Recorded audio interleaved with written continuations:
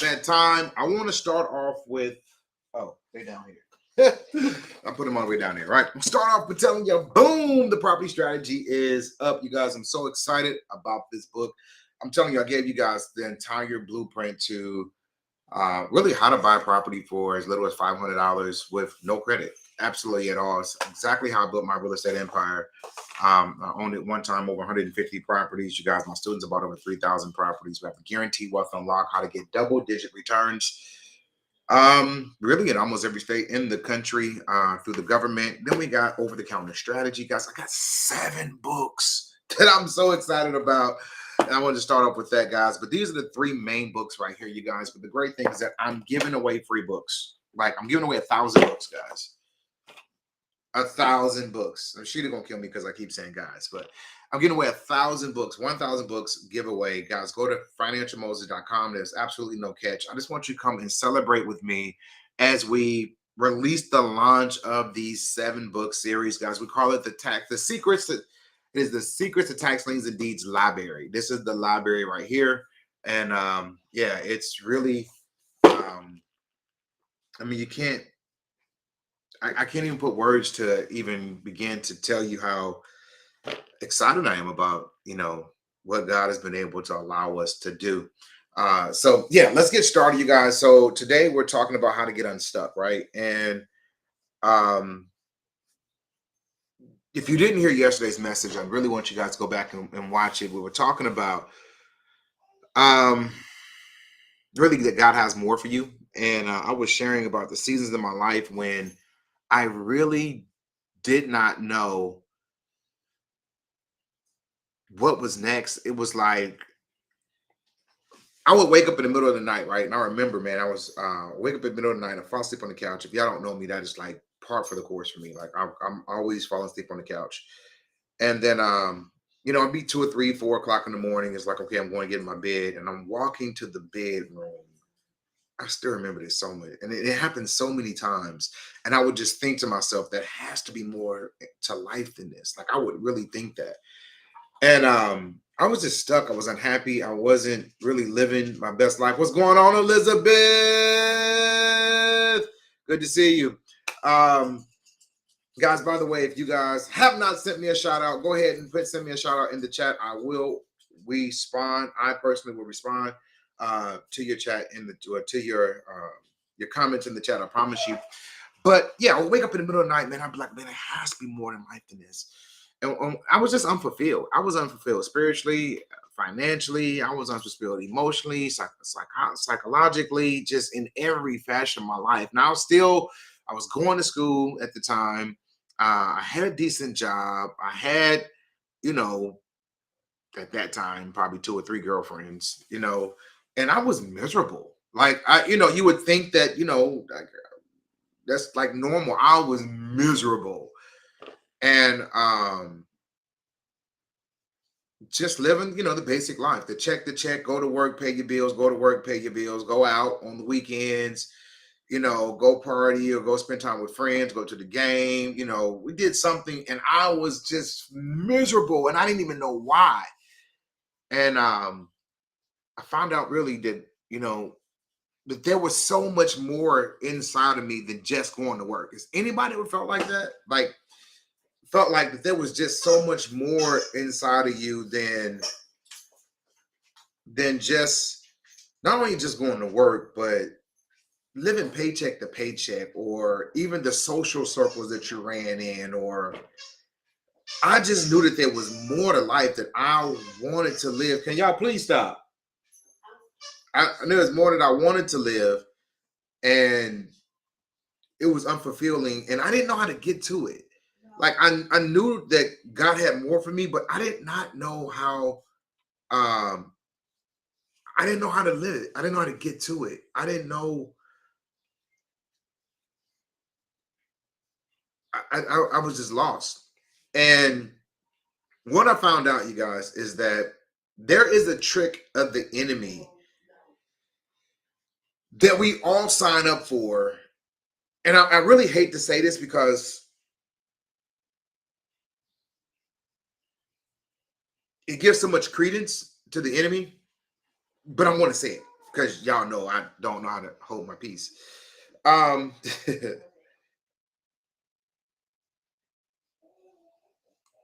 all right, so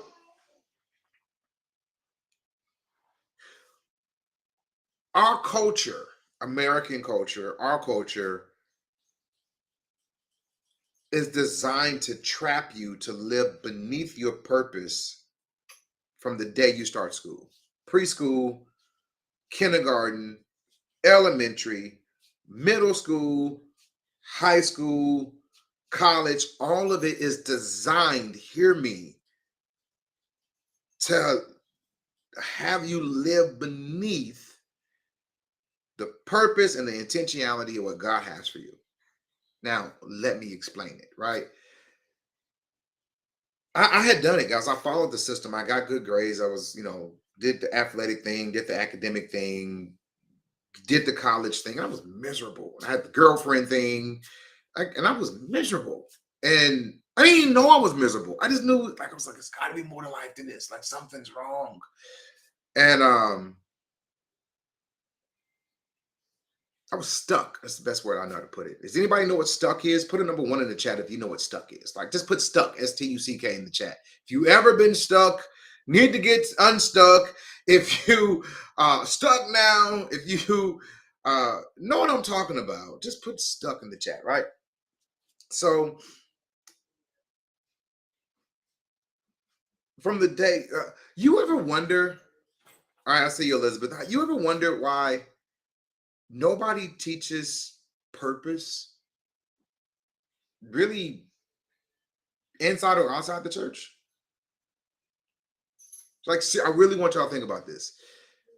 How many purpose fulfilling workshops have you been to? How many purpose classes have you been to? How many, you know, we got leadership, we got finances, we got relationship, well, we really don't have finances, but we kind of, sort of, right? We got every kind of course, every kind of workshop, every kind of mentorship in the world until, you had Purpose Driven Life that was a bestseller. I wonder why, right?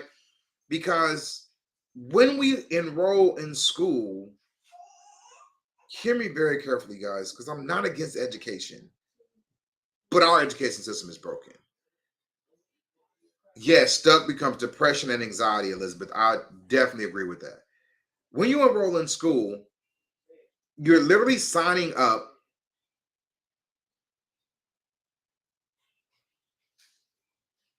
on the educational path to get a job, a job. Everything that you have been taught from the time that you were this big is, what are you going to be when you grow up? And it was usually tied to a job. The question is that job tied to your purpose? And if not, then you were being groomed to live outside of your purpose from the day you enrolled in the education system. There are so many authors, there are so many business owners, there's so many missionaries, there's so many people in ministry, there's so many business owners, there are so many people who are great at marketing, or just, you're supposed to be living your best life, and nobody has ever shown you the road to get there. The only road that we ever knew, the only road that we ever got taught, was the one about, Polygam's theory, A squared plus B squared is C squared. Like, I mean, that we don't even use. We like, it's crazy that they taught us all of this garbage that has nothing to do with life. And then they send us off to live life and we're stuck. But that's just in the career path. Then we get stuck financially, because then they tell us to go to college and get student loan debt. Then they give us credit cards. Then we get car notes. And now we got debt. So now we got to go to work. I got a rent payment. I got a mortgage. I got to go to work.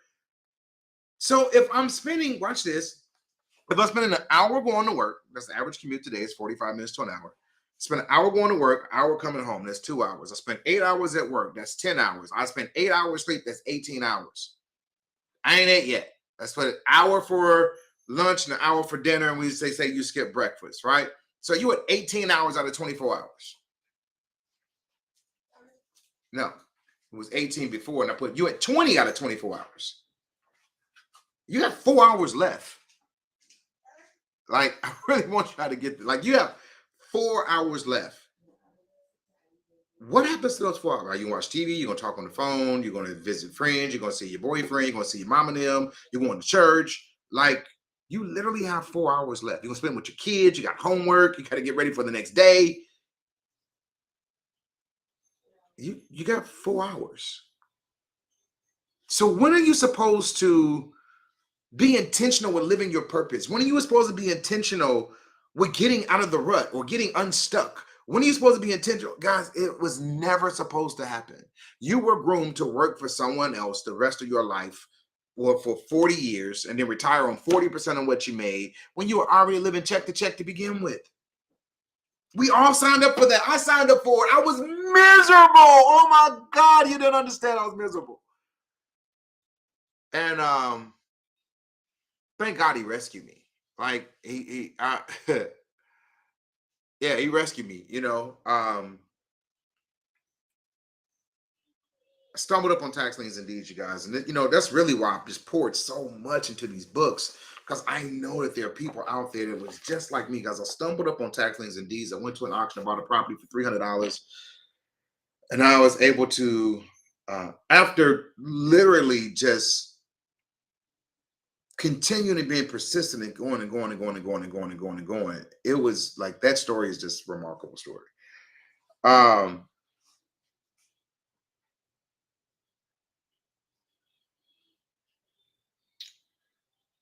I turned that $300, guys, into 54,000. I did not get the 54,000 because I sold the house on land contract. It means I got $5,000 down. They're going to pay me $800 a month.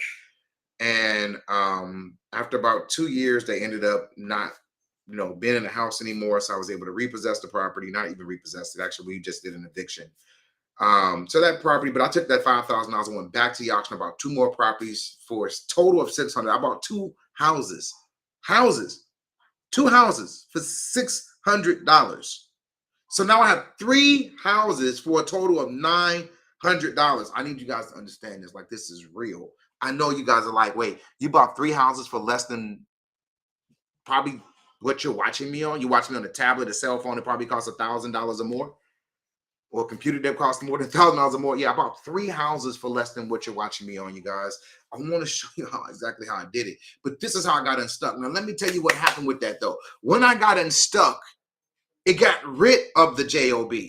When I got unstuck, it gave me my time back where I could pursue purpose. When I got unstuck, it gave me time where I could literally begin to walk in the calling that I knew I was supposed to. I could actually come teach. I could write the curriculums. I could write the 7 books that I wanted. Why? Because now I own my time. My time is between me and God. That's what my time is. I'm not giving it to, watch this, I'm not giving it to a mortgage. I'm not giving it to Visa or MasterCard, Discover. I'm not giving it to Mercedes. I'm not giving it to GMC. I'm not giving it to student loan.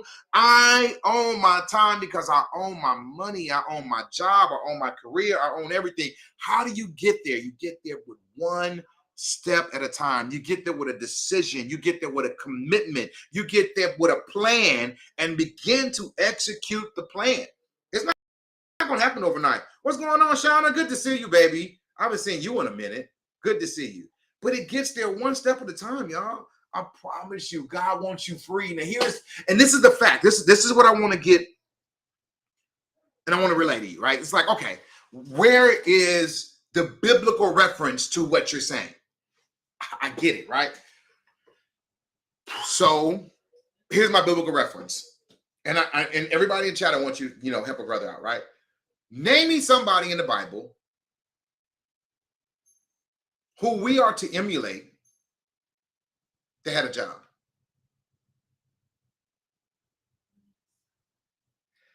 Adam didn't have a job. Abraham didn't have a job. Isaac didn't have a job. Jacob didn't have a job. David, Solomon, Samson, Joseph. I can just keep going. Who had a job?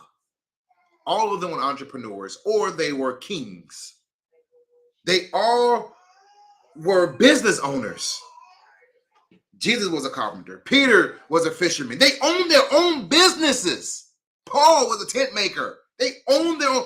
Tell me somebody in the Bible who had a job. I'll wait. You know why? Because when you get a job, you're signing up to give somebody else your time. And God never meant for someone else to own your time. You know why you feel stuck? Because there's so much more in you that God wants to be able to produce out of you. And you can't do it because you're stuck to a job. The only way that I know of to get free is become financially free so that you can begin to live spiritually free.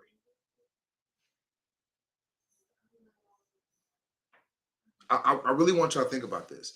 It's nowhere in the Bible. I got 4 minutes. I'm doing really well. All right. Yeah, doing really well. So how did I do it? Right. I'm going to tell you guys, like, seriously. This is real truth. I cried. Real tears out to God. Angry, mad, confused, lost, despondent, all of the words, right? I just, and I literally had real tears and just this is how I feel. It wasn't no our Father God, Father Abraham, Isaac, and Jacob. I didn't do none of that. It was, God, I don't understand. Like, you know what I mean? Real tears is falling, like, for real. Like, I'm tired. Like, you know, just one of them, just frustrating, ugly cries where you just talk to God and nobody else is around. I had one of those, right? And I just laid it all on the table, man. Like, I got all of that stuff up out of me. And I began to take advantage of opportunities that were around me.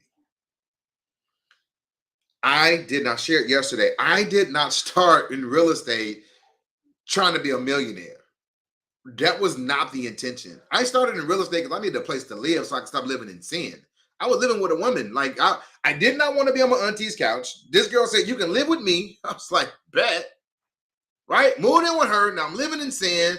She lost her job. So now I'm paying all the bills because I had a job. I'm paying all the bills at her house. I can't get free. And we're miserable together. Like, we loved each other, but we were not a good fit for each other at all. It's like, I love you, but I need to go. Right? And yeah, man. And God answered that prayer. I was able to get out of here, and I bought up my first house for $300. I did not buy it because I was like, oh, I'm going to be a millionaire. No, I bought it because I needed a way. I needed a place of escape. And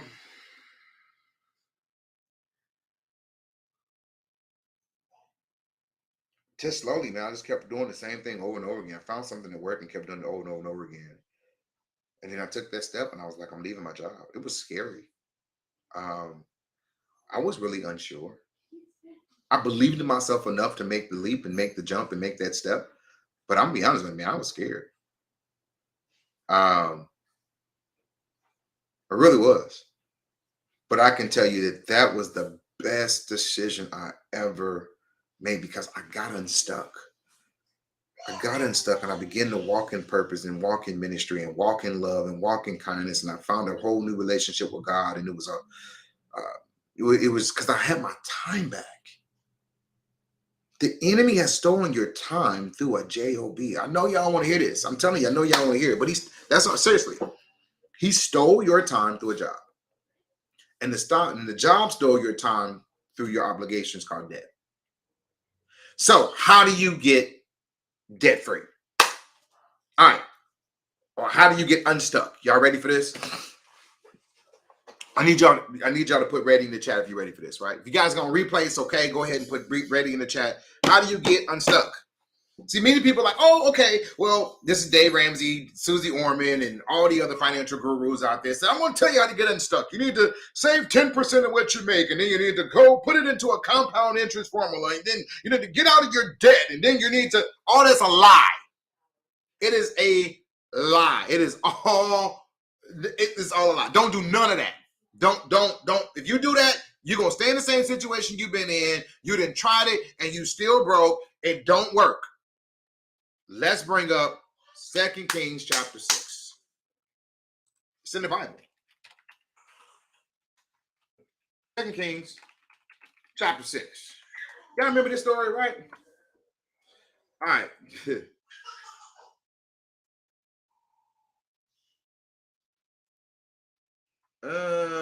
Nope. It ain't 2 Kings chapter 6. I think it's 2 Kings chapter 4. Let's try 4. Yep, 2 Kings chapter 4. All right.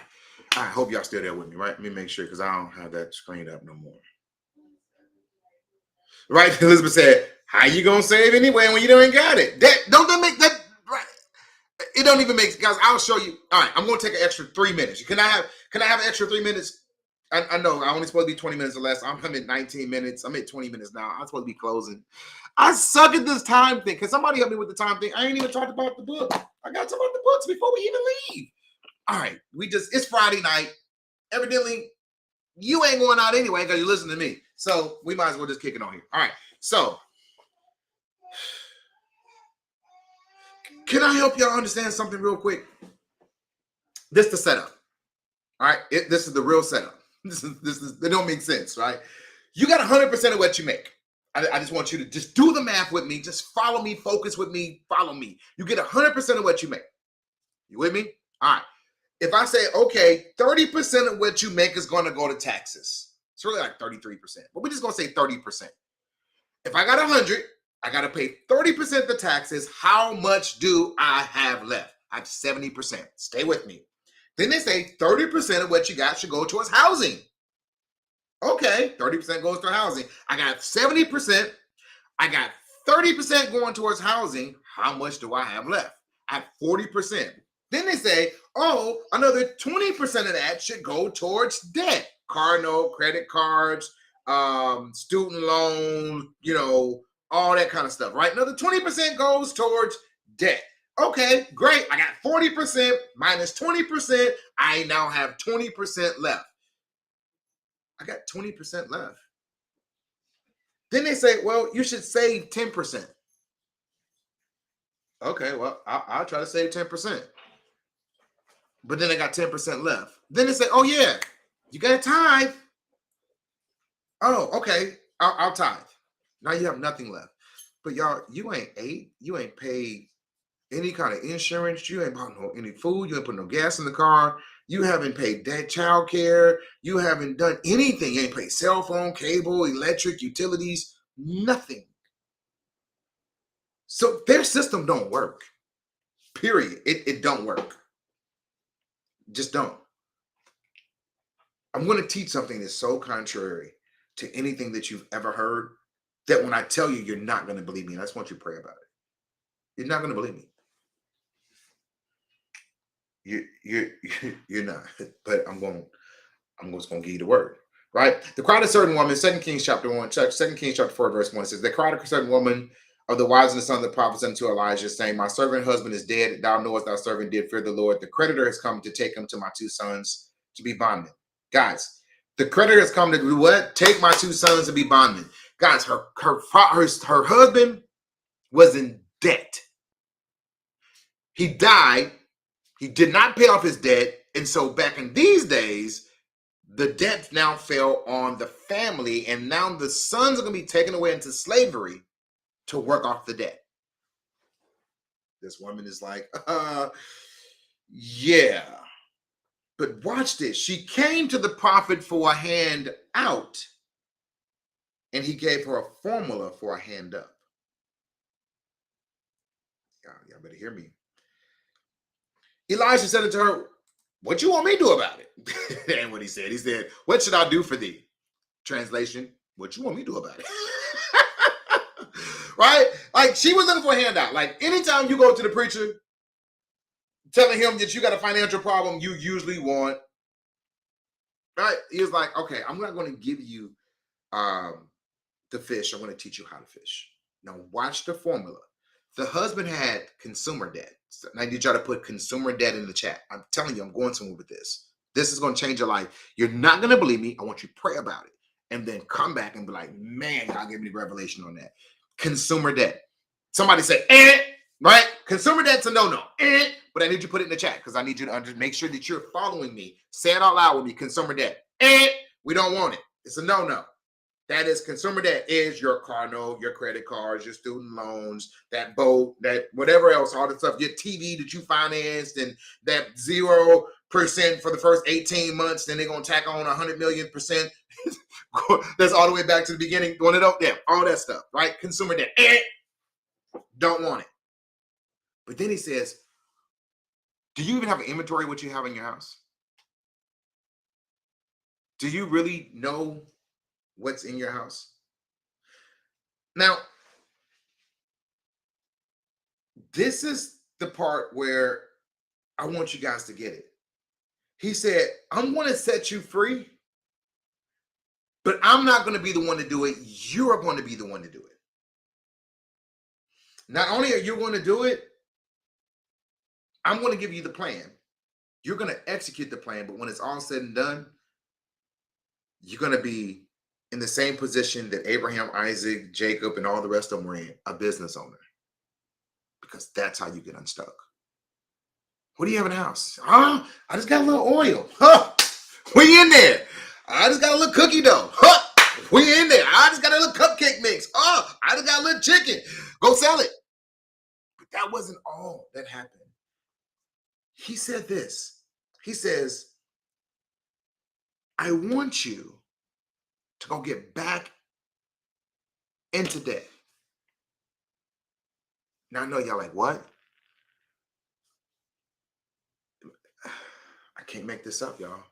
2 Kings chapter 4. He says, verse number 3. Then he said, go borrow the vessels abroad of all thy neighbors, even the empty vessels. Borrow not a few. He said, I don't want you getting a little debt. I want you to get into as much debt as you can get into.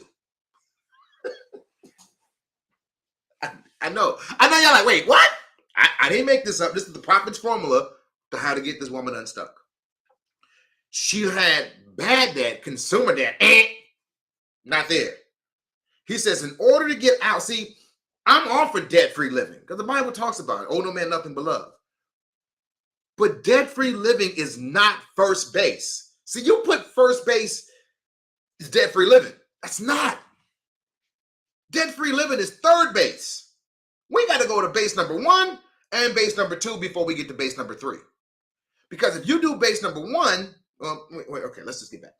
Go borrow vessels and don't borrow just for you. He said, I want you to go get back into debt. But now I don't want you to, watch this, I don't want you to go get into consumer debt. I now want you to start a business, and we're going to look at some good debt or corporate debt.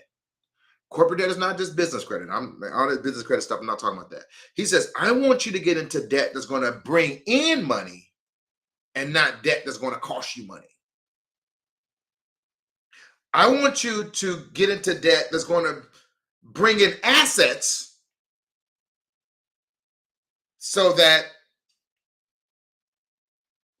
you can prosper later on, right? So, all right. Today, I would call that buying a house and refinancing the house. Bought a house for $300.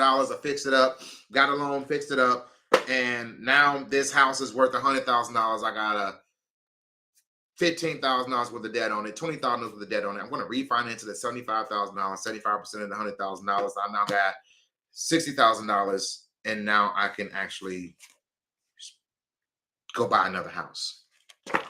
And I can do it again and again and again. That's step 1. Step 1 is go borrow. Go borrow. Now, when you borrow, you're going to borrow so that you can buy assets. The assets are going to pay off what you borrowed. Step number 2 is that you're going to cash flow. He says, after you borrowed, once you go in, get your business plan, bring your family in, start this family business. But watch this. She went back to the man of God. He said, go and sell. He said, you got a business. I want you to go sell. I want you to go into the marketplace with goods that are valuable. I want you to go get some cash flow. I want you to watch this. I want you to go into debt. Not only do I want you to go into debt, but I want you to now get into debt with some assets. The assets going to create cash flow. And the cash flow, remember I said base number one, get into debt, go buy assets. Number two, those assets begin to cash flow. Number three, he said, now take the money and go pay off your debt. Base three. See, everybody else put debt as base one, getting debt free. No, it's not the formula. The formula was go into debt, buy assets, let the assets begin to cash flow, and let the cash flow pay off the debt.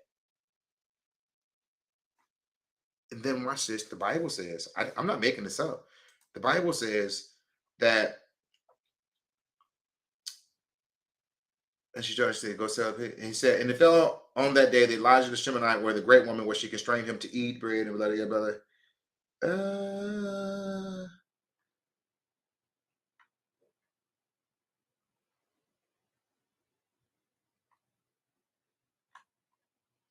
I'm trying to find the part where I went too far, where the Bible says that her and her sons lived off the rest. I'm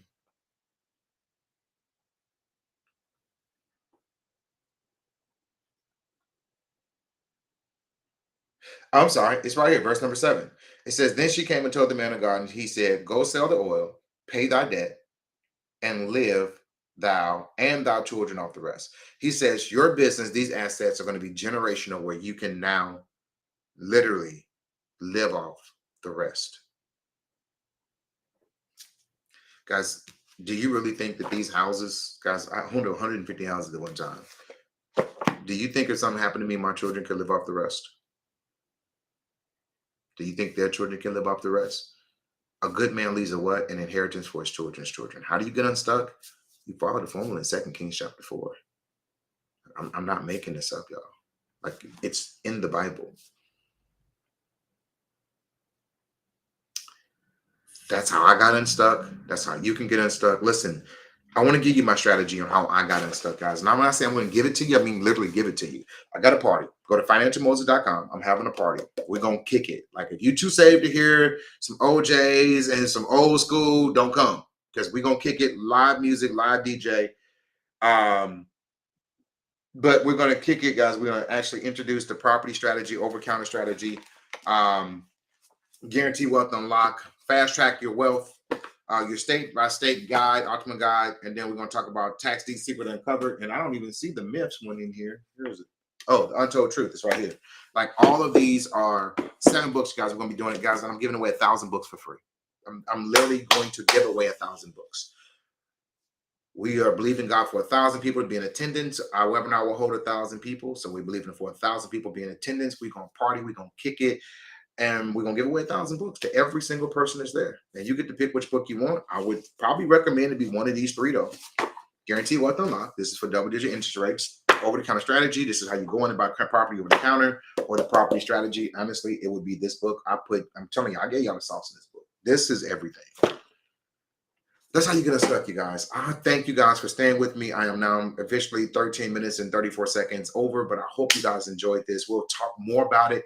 I'll probably be coming live to teach on Monday, but I will be coming live over the weekend, because I'm really trying to build momentum to get ready for this party and win that closing week. And I'm really excited about it. I've just been thinking about it. But guys, go register. It's free. Go just RSVP. It's RSVP. It's free. Make sure you save your seat, because we only can put 1,000 people there, because we're only giving away 1,000 books. So go RSVP now, financialmoses.com. And I'll see you guys later. I love you guys with the love of Christ. See you guys later.